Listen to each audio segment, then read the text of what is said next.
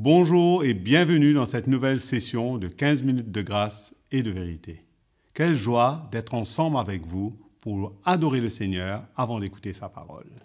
Alléluia Jésus. Hosanna,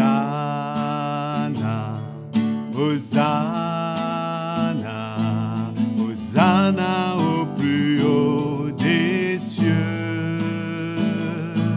Hosanna, Hosanna, Hosanna au plus haut des cieux. Nous élevons ton nom, nos cœurs pleins de louanges. Sois exalté, ô notre Dieu. Hosanna au plus haut des cieux. Nous élevons ton nom, nos cœurs pleins de louanges. Sois exalté, ô notre Dieu. Hosanna au plus haut des cieux. Hosanna au plus haut des cieux. Hosanna au plus haut des cieux. Gardons un cœur ouvert à sa parole ce matin. Bonjour tous mes frères et sœurs. Ravi de vous retrouver pour cette nouvelle session de 15 minutes de grâce et de vérité. Vraiment, merci mon frère Patrick pour ta fidélité de chanter avec nous et cela nous encourage pour regarder au Seigneur, garder nos regards sur lui et surtout se tourner vers sa parole. Sa parole est la vérité. Jésus est en train de construire une église solide, une église où il met de l'ordre, il réajuste, mais il emmène nos cœurs à accepter, à aimer et à nous soumettre à la vérité de sa parole. Nous avons vu pendant cette session cette conduite digne de sa maison. L'Église, c'est la maison du Dieu vivant, colonne et l'appui de la vérité. C'est pourquoi nous recherchons à connaître la vérité de la parole de Dieu, afin que dans ce dernier temps, cette Église que Jésus construit soit construite selon le modèle du cœur de Dieu. La parole de Dieu met de l'ordre, la parole de Dieu ramène droit, la parole de Dieu ouvre la porte pour que chacun puisse servir et marcher selon le modèle qui nous appelle à être et servir dans la lumière de l'Évangile, la lumière de sa parole et chacun être à la place où Dieu nous appelle à être. Et que cette Église, nous savons que c'est Jésus qui est le chef suprême, qui bâtit son Église, qui est l'autorité suprême de cette Église, et nous voulons nous soumettre à Jésus-Christ. Donc nous allons parler de la place de la femme. La femme qui craint Dieu, qui connaît, qui veut servir Jésus, qui est à la place qu'il faut, c'est un honneur. Un honneur que dans cette construction, le Seigneur met chacun à sa place, mais en même temps nous encourage à travailler dans l'esprit de l'Évangile, dans la lumière de sa parole. Nous lisons dans 1 Timothée, le chapitre 2, nous lisons à partir du verset 9. Paul écrit dans toutes ces recommandations qu'il fait à Timothée, parce qu'il avait dit à Timothée, « Si je tarde, tu sauras ainsi comment il faut conduire dans la maison de Dieu. » Donc, toutes ces recommandations forment partie des instructions pour savoir comment se conduire dans la maison de Dieu. C'est ça ce que nous recherchons. Amen. De même aussi que les femmes vêtues d'une manière décente, avec pudeur et modestie, se parent non pas de tresses ou d'or, ou de perles, ou de toilettes somptueuses, mais d'œuvres bonnes comme il convient à des femmes qui font profession de piété. Amen.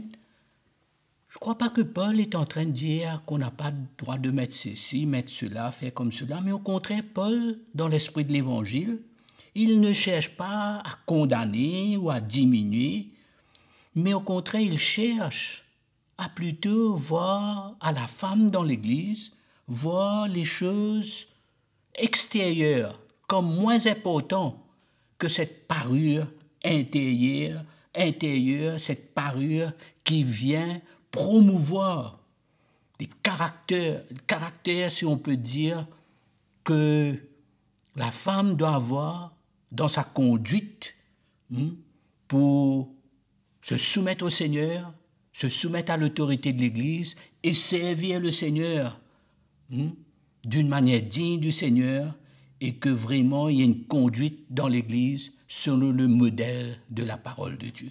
Voilà ce que Paul veut.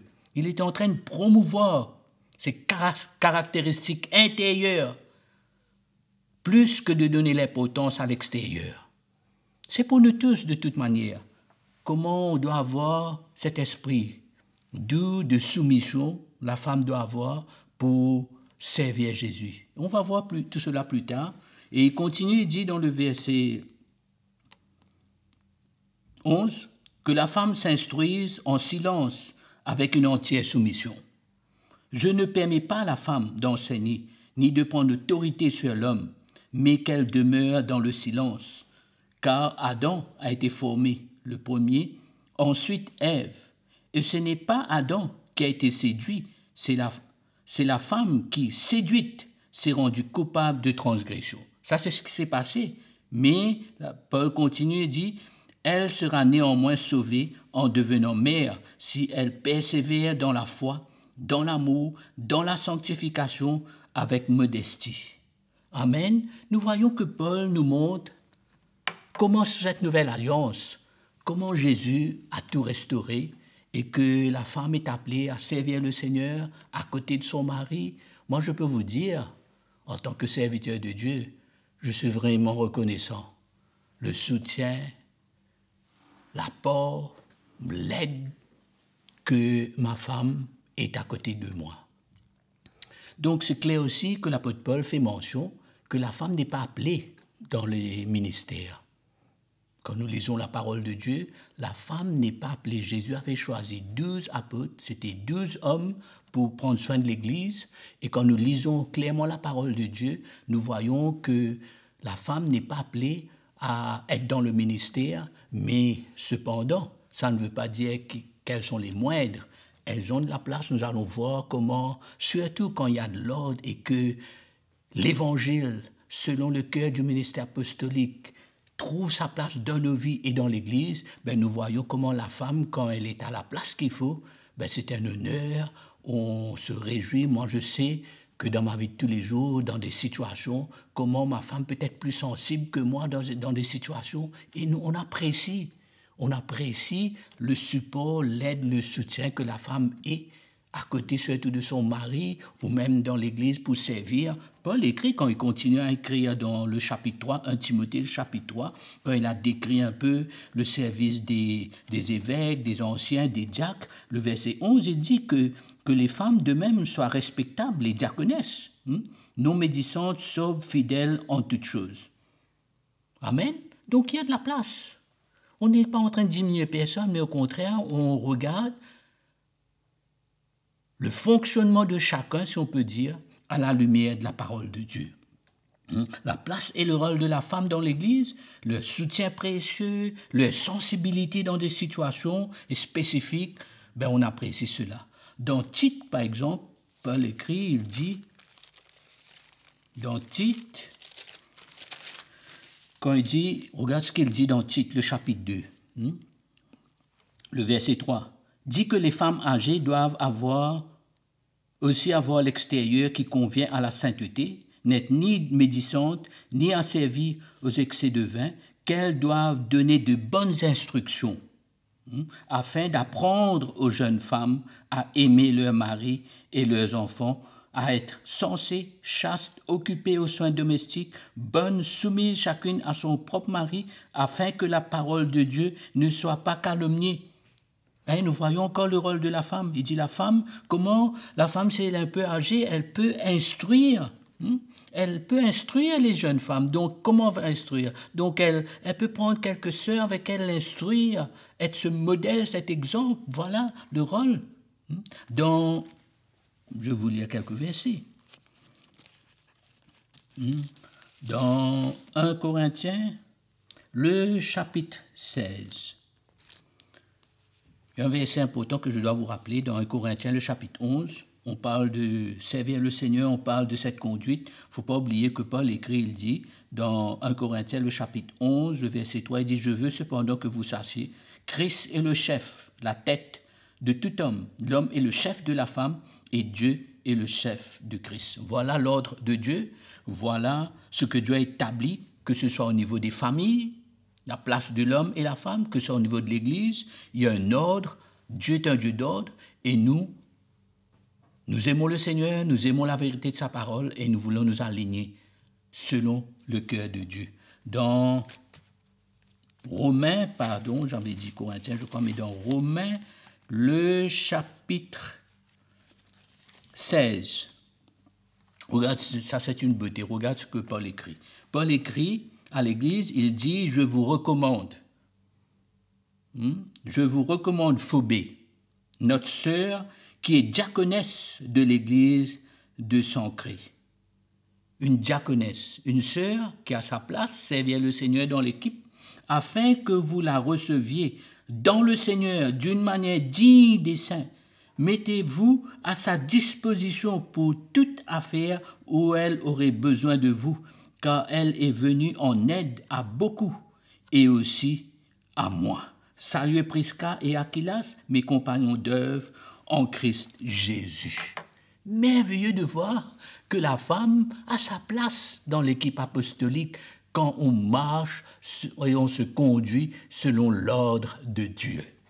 Amen. Moi, je suis content, je suis fier de savoir que les femmes, les sœurs dans l'Église, ils ont leur place, leur rôle à jouer. Nous avons lu précédemment comment quand Pierre était en prison et quand le Seigneur l'a délivré et quand il est revenu à lui, il n'y avait pas de choix. Il savait que dans la maison de Marie, il partait, c'était la maison de Marie. Marie avait sa place, était une femme de prière et les frères et sœurs étaient là-bas pour la prière et Pierre s'était retrouvé parmi eux pour être encouragé après ces moments d'épreuve. Donc nous voyons aussi Paul écrit et comment il recommande à l'Église de faire de la place, de s'occuper et de s'assurer que notre sœur Phobé puisse servir le Seigneur, exercer son ministère de diaconat, comme une diaconesse dans la paix avec le soutien de tout un chacun. Peut-être pour terminer encore un verset pour rassurer tout le monde. Amen. On aime la parole de Dieu, on aime l'Évangile. On aime la vérité de sa parole et c'est notre modèle. On ne va pas suivre le modèle du monde, mais on suit le modèle de Jésus-Christ. Amen. Dans Philippiens, le chapitre 4, Paul écrit, il dit, le chapitre 4 Philippiens, le chapitre 4, le verset 2, « J'exhorte Évodie et j'exhorte Syntyche, je ne sais pas, peut-être comme ça même, à avoir une même pensée dans le Seigneur. » Ces deux sœurs. Et toi aussi, fidèle collègue, il écrit à l'église de Philippe, il dit, toi aussi, fidèle collègue, oui, je te demande de les aider, elles qui ont combattu côte à côte avec moi pour l'évangile. Amen. Donc nous voyons ces sœurs avaient leur place dans l'équipe apostolique, servaient le Seigneur. Et Paul ne manque pas l'occasion de saluer, d'honorer ses sœurs qui a été un soutien d'une manière ou d'une autre à côté de lui comme les autres. Et moi, je vois ça, une beauté dans la structure que le Seigneur fait, dans la conduite selon le cœur de Dieu, la maison du Seigneur. Donc, mon encouragement pour vous et moi, les sœurs qui ont la crainte de Dieu et qui veulent servir le Seigneur, elles sont honorées et elles servent le Seigneur et nous apprécions cela. Amen. Que le Seigneur vous encourage et merci de rechercher à garder la simplicité de la parole de Dieu. Et je vous retrouve à très bientôt. Merci d'avoir suivi cette session de 15 minutes de grâce et de vérité. Comme vous avez été encouragé, aimez et partagez cette vidéo afin de bénir quelqu'un. Abonnez-vous aussi à notre chaîne CTMI. Écrivez-nous, partagez vos expériences, témoignages à l'adresse qui s'affiche sur votre écran.